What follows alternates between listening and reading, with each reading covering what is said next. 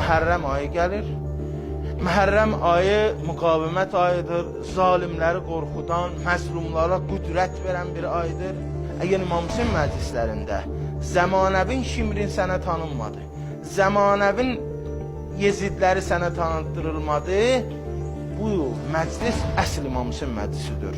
Buna diqqətli olun.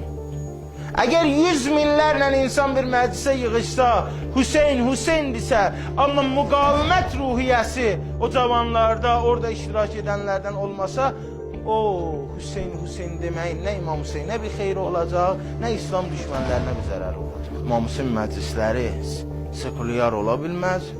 Hüseyn adı ki gəldi, yəni siyasi İslam. Hüseyn adı gəldi, yəni müqavimət. Bəzilər İslamın hər şeyindən danışıb, hər bir məsələyə toxunurlar, bir dənə bu müqavimətini götürürlər. Və bu düşmən bunu istəyir.